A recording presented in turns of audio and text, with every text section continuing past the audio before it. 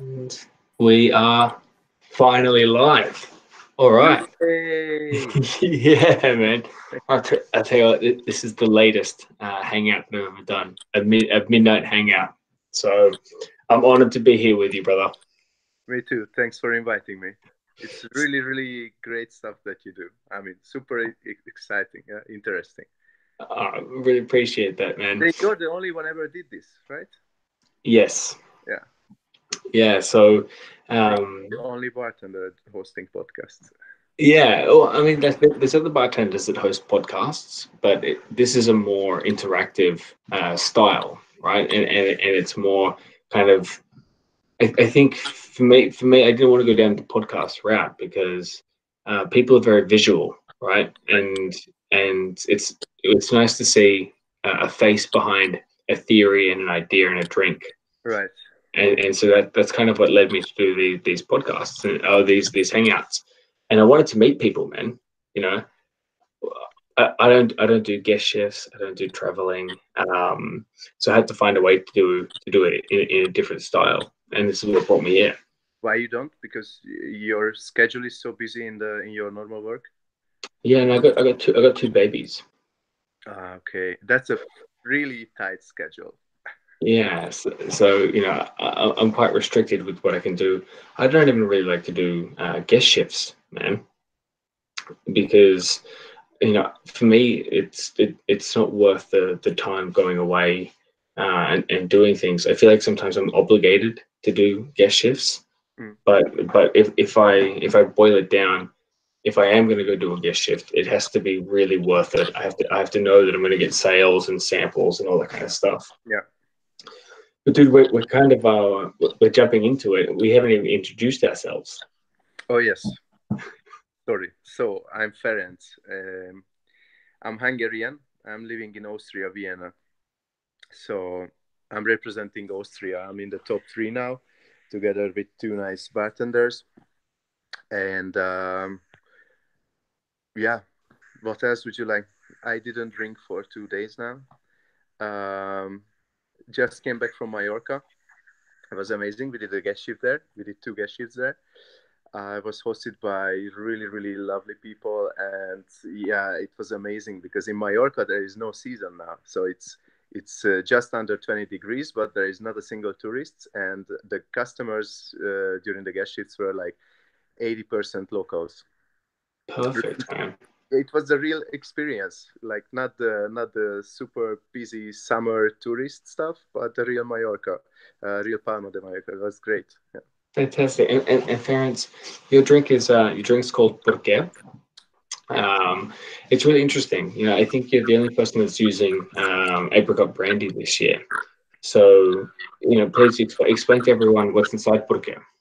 Yeah, I love apricot brandy. So, um, really, I think it's one of the best liquors. But yeah, porque is in Spanish.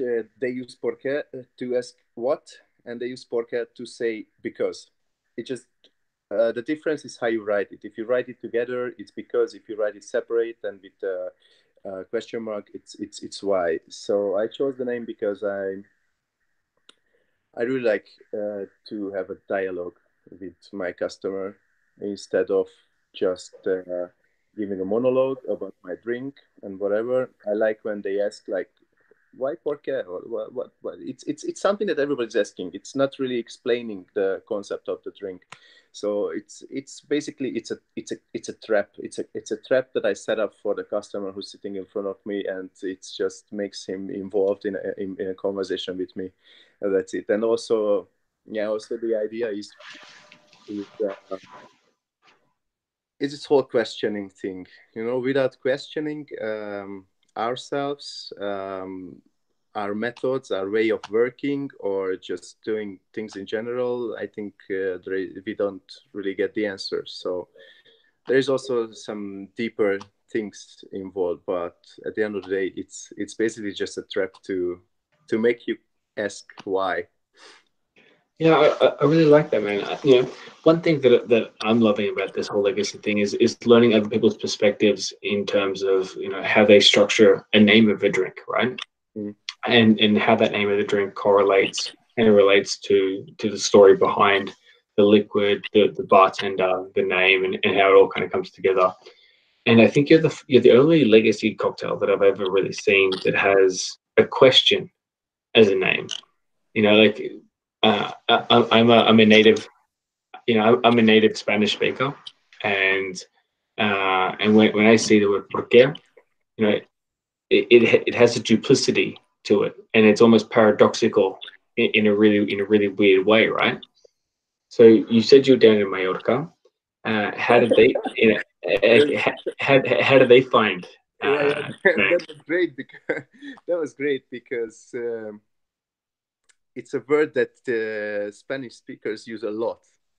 Is you ask with it and you explain with the word, and even even I went to customers sitting at the bar and just before it got busy, I went to talk to them and I told them like.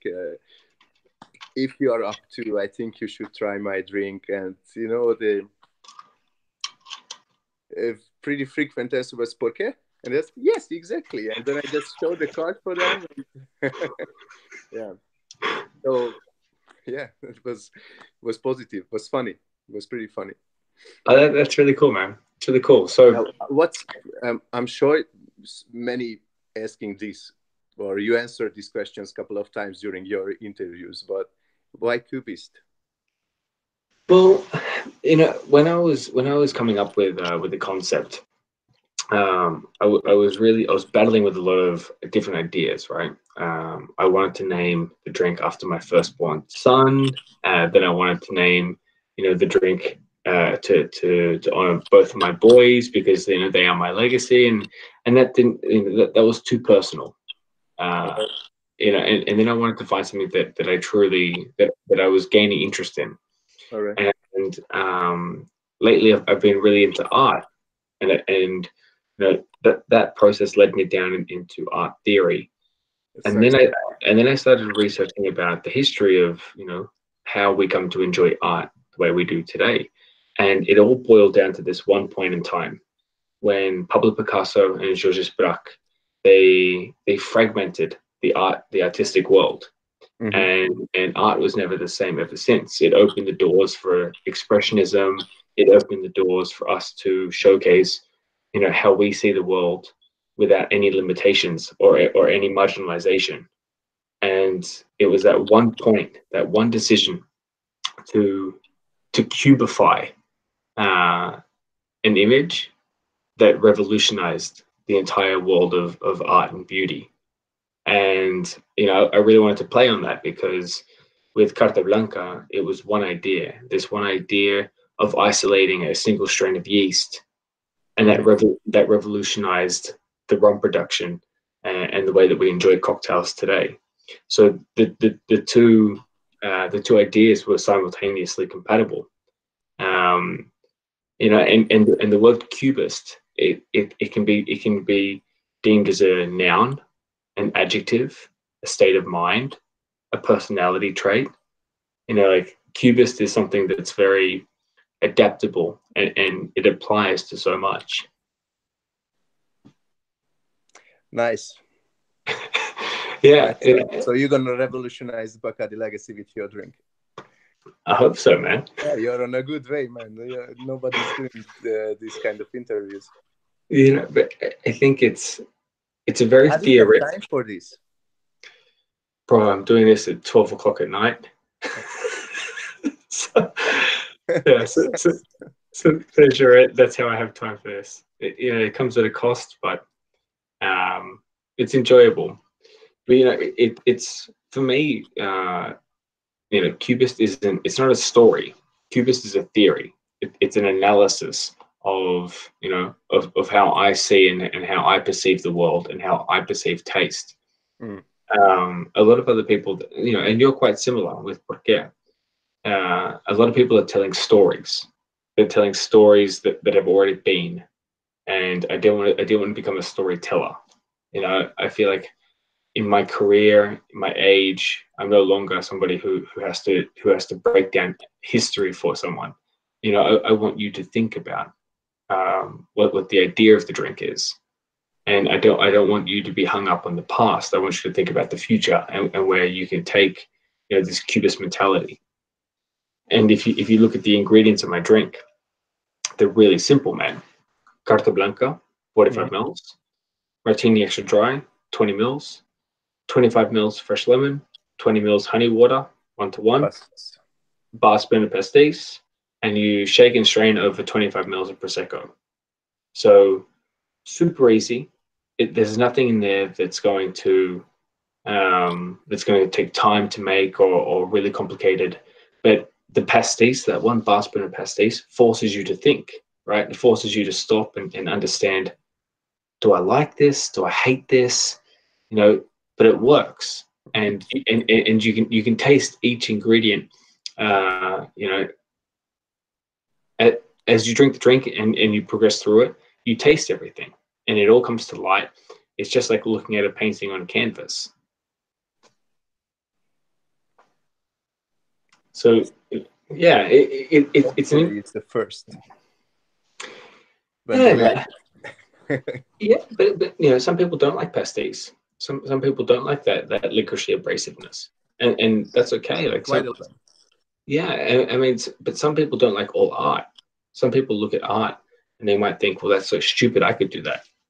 Mm. But the difference is you didn't. you Yeah. know. But whether you love the artwork or you hate the artwork, you'll always talk about the artwork, and then in that way, the art won. Yeah. Yeah, makes So, sense. but tell us what's inside Porqué, and why did you choose those ingredients? Oh, so I'm using Ocho, Bacardi Ocho. That's my base. It makes sense in the drink because I needed something like a very deep taste, complex taste. And I at first I thought that, all right, I'm gonna make the ultimate cocktail to that everybody will like. And what's the like biologically most attentive taste for us that's naturally existing. It's vanilla. This, that has the sweet, that has the spice. So that's why I chose the Ocho. And my drink is basically a sour. It's a sour twist. It's 5 Ocho, 1.5 lemon, 12.5 sugar, and then it's red wine which is added. Red wine gives a nice fruity complexity, and the glass is washed with apricot brandy. So the apricot brandy is not mixed, not shaken together, but the glass is washed like when you do a sazerac and you wash your glass with absinthe. I use the apricot brandy as such, and the red wine is always changing. So there is not a strict description of the red wine. I'm not saying that. So I'm not writing that I'm using Rioja or Zweigelt or whatever, but it's medium-bodied local red wine. So the concept is wherever I travel, wherever my drink is reproduced, and it's pretty easy to reproduce because red wine and Bacardi is pretty much available everywhere. So wherever it's reproduced, it should be made with local red wine. So you, as my customer, you have a way to bond with the drink, and you have this. I've been to Rome 2 weeks ago, and I got Nero Amaro kind of wine, which is like medium body, slightly like spicy. Um, I'm not a sommelier, so forgive me if it's not the best description ever, but that's what I got from the wine. And it comes from South Italy, from the hills of the boot, right? So from Puglia, South Italy. And then I got these guys sitting in front of me, and they ordered a drink, and they asked what's inside, and I told them, and I said, and there is a secret ingredient from Italy. And they were like, wow, what is that? We can feel it. It's really nice. It's so complex, blah, blah, blah. And yeah, it's your wine from Puglia. And yeah, it was pretty like, they loved the fact that it's their wine inside. And was the same in Mallorca. I used Rioja. Here in Vienna, I'm using Zweigart, which is also like a pretty light bodied wine with some nice fruity notes. It That, just works. And there is that, always a yeah, the ocho is always changing in the drink, so it's always a different side of the ocho. yeah, that's a really cool concept because in legacy, a big part of creating a legacy cocktail is adaptability, right? And being able to adapt your cocktail to different regions, different consumers, Yeah. different markets.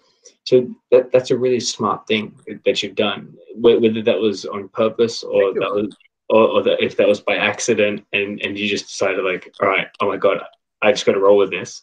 You know, it's really working for you, and I think that's it's a really smart marketing plan. Thank you. It came from partly the so it was in parallel. I was thinking about the drink and about how to do these all these travelings and guest shifts and whatever. And one thing with the guest shifts is that um, since I'm doing last minute flights, I really didn't want to be a pain in the ass and saying that it's cool that you can host me the day after tomorrow because I got a cheap ticket. But hey, what do you think of making this and this and this and this kind of mise en place? It wouldn't work, you know. I Yeah. really wanted to stay flexible, and I didn't want to get rejected. so so Yeah. I was like, yeah, let's do something which everybody can reproduce without mise en place. So mise en place for my drink is basically, if you want to press juice, then it takes 10 minutes. If you do it like a la minute, then there is no mise en place. Yeah, and Ian, really smart. You know, we're going to get into gypsy bartending in a couple of seconds. I just got Ami's third cocktail just asked me to say to you, she's Chevasquez, Chevaz. What? Show me. Wait. Ferry from the. I can't read it, man. Oh man, it's Hungarian. I can't read. Yeah. It's not easy, but you will get better. You will get better. It, Just practice. it's Don't give up. it, It took me 2 years to learn this language, man. mate. Hungarian. I mean, he's Yeah. put like there's like seven. Actually, it took There's like more. It took me 2.5, almost 3 years to learn Hungarian. there's like seven Z's in there. Yeah, we got 42 letters in the alphabet. That's ridiculous. I've tried some cocktails that have 42 ingredients. They never turn out. They never turn out well, man. Would make a pretty But complex sticky drink. yeah. So let's get into gypsy bartending. So at the top of this, I mentioned that um, I don't travel. I do very rare guest shifts. You know, a lot of things that I'm doing, it's digital or I'm finding creative ways to get people to make my drink. Um, you, on the other hand, you are the complete opposite of what I'm doing. You know, you mentioned that you're doing last minute flights. Explain to people how you're going about getting last minute flights. B, how do you find guest shifts Short in such, notice. short notice, and C, do you like it? Okay, so first, what was the first? How to get last minute flights? Okay, so there are two ways. The first is that's like really, I'm not doing that because that would be like over the top. It's like you hang at the airport, and when they announce, ticket that you can grab like super cheap, then you go. But that's just too much. What I do is I got two applications. Uh, you can just Google them. It's Cheap Flights and Skyscanner, and you can press the button Explore.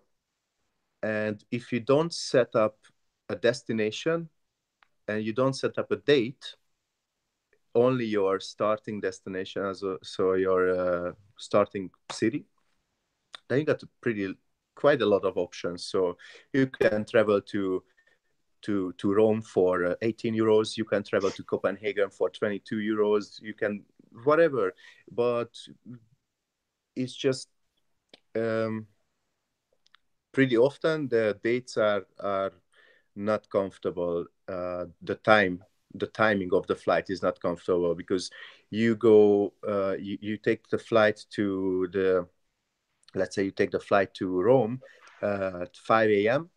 Then you're there at 7. You have like 5 more hours to check into your Airbnb, and then the after your guest shift, you also have to take the flight at 5 a.m. home or 8 p.m. Like when you don't have your apartment already. So it's just Yeah, what is fun, I'm if I enjoy it. Yeah, that was also a question. Yeah, yeah, I do enjoy it. So it's um what I enjoy is the spontaneous hospitality and kindness of people who are like I think I would be the same if someone would just write me that, hey man, tomorrow I'm in your city, can you host me, whatever. Yeah, I would say, yeah, just come. But it's surprising how positive the people are, which is awesome. yeah. Legacy is all about that, right? Legacies. When you, I never realized that things would take such a positive turn when I entered Legacy. Of course, like, we all enter with the best intentions, but we never think that anything's going to happen. And you get through the top 8, you're super stoked, you're really happy, you're proud of yourself, you're proud of your drink, you do your presentation, and then all of a sudden you come into top 3, and you think to yourself, all right, like, what happens now? But what ends up happening is the doors just blow wide open, Yeah. right? And especially for us here in Europe, um, we're really fortunate to have so many different cultures and cities, Yeah, and be able to really accessible. yeah, really, really accessible. But what ends up happening is Europe becomes so small, and you have this collective of bartenders that they want to know you, they want to connect with you, they want to engage with you, they want to host you. And I've never experienced anything like this. I've never experienced, just on Instagram. For anyone that's watching this and doesn't really know, imagine having a map of Europe and then just watching bartenders flying everywhere, all It's over the crazy, map. right? It's insane. I'm not. Do you follow the other competitors? You do, right? Yeah, Yeah, follow everyone. me too, man. And it's like crazy. Like everything is the whole planet is full with people traveling around, and it's like if I think if it's lucky that everybody is doing it because otherwise there would be no bartenders working in bars. You know what I mean? So nobody's at home, so somebody has to be there, man. Yeah, and like for me, that's what I wanted to ask you. If you like it, because I can imagine for young bartenders, when we get into Legacy, we see people doing guest shifts and takeovers and pop-ups, and you think, holy shit, like how cool is that? But life on the road isn't always that easy. And a lot of us, we have families back home, we have jobs and rents and homes. And, uh, I think some advice that I would give to people watching this is that if you have the ability, if you have the freedom to do it, then do it, because it could be a once in a lifetime opportunity, right? Bacardi's sponsoring you to do this, and it's not so often that you're going to have this opportunity to travel so freely with bartending. But sometimes if you don't have the capacity or the ability to do it, maybe it's flying around Europe doing takeovers isn't the thing for you. Yeah. Well, I really do enjoy it. I wouldn't be able to do it as a lifestyle because I mean, I really need a bar which I can say that's my home, and this is where I belong, and this is the team I belong, and this is the stuff that we are building, and it just feels great. Uh, but on the other hand, it's just great to get to know other bars and to stand behind other bars and to take home a little bit of that bar into my bar, and it might sound cliche, but I learn something on each trip. It And can be just a little thing, it can be just a little, very tiny detail, but you learn another way of cutting a zest, or you just, oh, your cat woke up, or is it a dog? oh, it's a cat. It's a huge fluffy cat. Sorry. Yeah. I like animals. but, but um, but like you said, this is a cubist mentality. What you're describing. The ability to look at one object, and let's take bartending as that object, and looking at that one object through different perspectives and understanding it from different angles. mm, And we all share the same experience. So legacy and bartending, but we're all experiencing the same timeline, but through a different set of eyes, and different experiences, and different backgrounds and cultures, and yeah, and that's the best way that I could describe cubist mentality. yeah. And it's also that, like, doing guest shifts and having guest bartenders, it both has this advantage of having another perspective in your bar, or going to another bar and seeing the perspective of all the others. We had one guy years ago.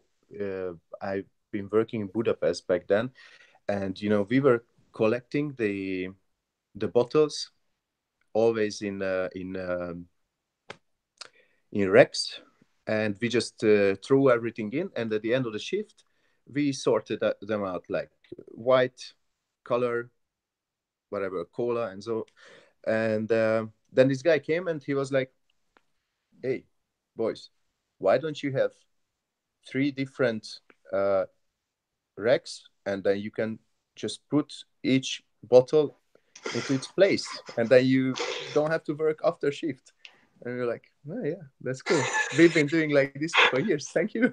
So I think if you have the opportunity, you're right, then you have to take it and just travel. And it's not just for bartenders. Like, traveling is something that it teaches you a lot. It teaches you a lot about life, getting to know other cultures and see how people are doing in a different culture. It's pretty good experience. Absolutely, man.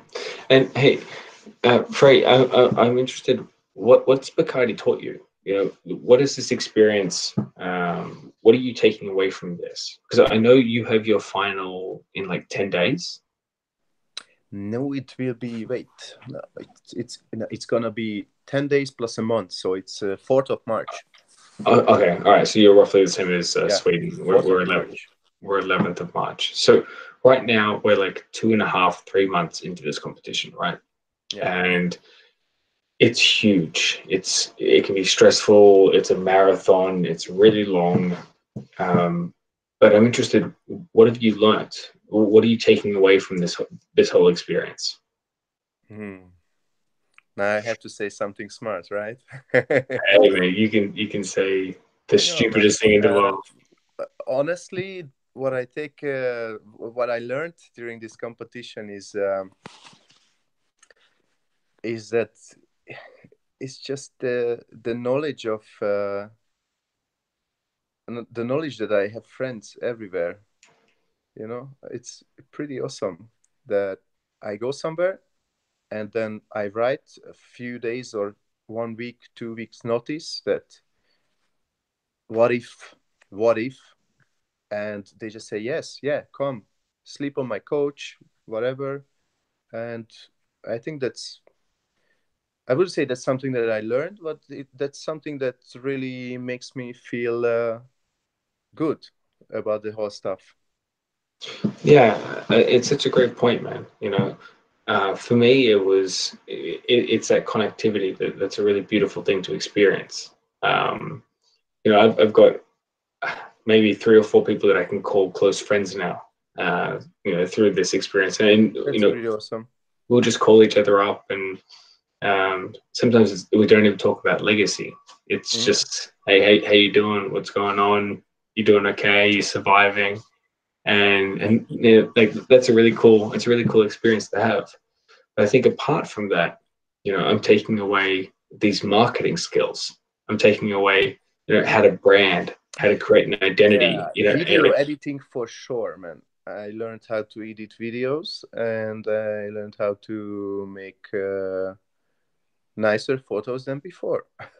yeah, and Yeah, you but know, also it's a great practice of, and again, it's just different kind of customers in during each shift, and obviously behind the bar you have different customers all the time, but it's the like stepping out of the bar and stepping behind another a different bar, and just it's just not uncomfortable, you know. It's just becomes normal, natural, and yeah, it's a skill. It's a skill that you need to cultivate because it doesn't come freely and it doesn't come easily. You have to earn it. You know, you have to really go and break out of your comfort zone. yeah, yeah, yeah, for sure. That's cool, man. So what's next? What's next for you? And uh what? Yeah, the next will be, I continue the tour, and now I will be traveling into German speaking countries. So first I go to Munich. That will be on Monday. Monday in the morning, I go to Munich. I stay there 2 nights. I make 2 guest shifts. And then I go to Zurich, to Switzerland. And then up to Frankfurt, Germany, then Berlin. And then I leave Germany and go to Czech Republic, to Prague. And from there, I think I go to Budapest, but that's a different thing. I just go to celebrate the birthday of my brother-in-law, and then I come home to Vienna. perfect, man. Hey, when you go to Zurich, Yeah, can you do me a favor? definitely. Yeah. So I got a friend. She works at Onyx Bar, Okay. and I'd like for you to go over there and give her a hug for me. What's your name? Her name's Rom. Okay. Hannah Rommel. I'll send it to you on Instagram. Send it to me through Instagram. All right. Yeah, perfect. Yeah, That's cool. That's funny.